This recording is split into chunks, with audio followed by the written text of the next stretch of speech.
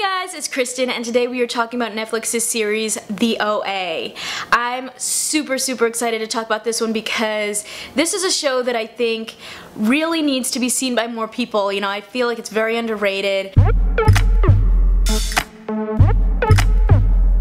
Season 1 came out in 2016, so it was quite a while ago, and I have to admit, when I first watched it, I didn't get it.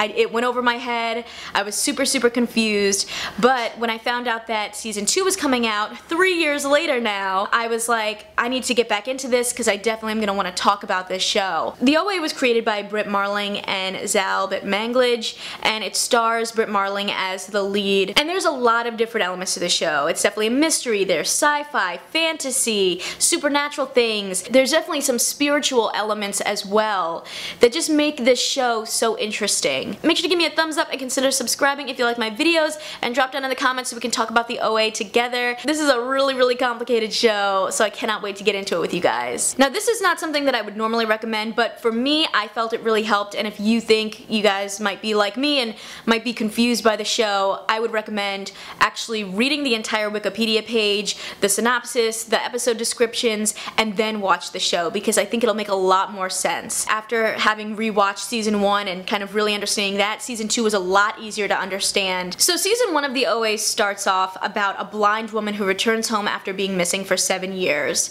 Her family and the FBI want to know what happened to her, especially because now she can see, but the answer is far more complex than meets the eye. And this woman, she goes by a bunch of different names. Prairie, Nina, the OA, but I'm going to call her the OA moving forward. So the story is set in alternating timelines, the present day of 2016 and then flashing back to the past to follow her story as she tells it to this group of high school students to convince them to help her. And there's a lot that goes on in this story, because at first we think we're just following a woman who was blind, who disappeared and came back and got her eyesight back, but so much more is going on in this story. And what it all really comes down to is near-death experiences. And kind of the idea that near-death experience might open up people to other dimensions or realities outside of the one that they're currently in. We end on this cliffhanger, and it's funny enough, 3 years later, as the show returns for part 2, we pick up exactly where we left off. And actually, I think they really did an incredible job. They just weaved it together so seamlessly and perfectly,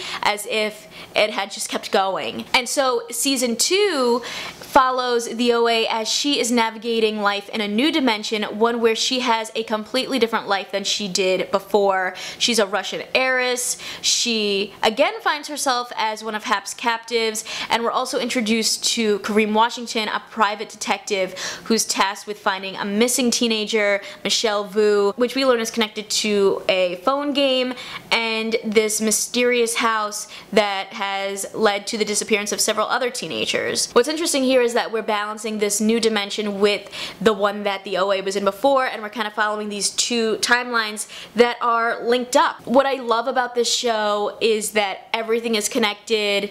They kind of dive into this idea of like multiverses, and that everyone has multiverses within them. I think the cast is so strong, and you can really see how much of a family they are, and the characters really go on a journey of self-discovery.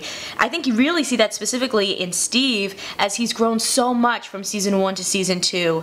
And I think this show in general is just really deep and has all of these really interesting metaphors and messages about human connection, being blind literally and figuratively to the world, being lost and discovering your true identity, how far people will go to change the world and the ethics behind it, and the gray areas that exist between life and death. There's also this kind of idea of like an if-then or like a sliding doors effect. Kind of like one decision that you make can lead to these different forking options of where your life could go. And we get to see that come to life in these different dimensions. Plus, like I mentioned, the show just really goes deep with the parallels between seasons, which I loved.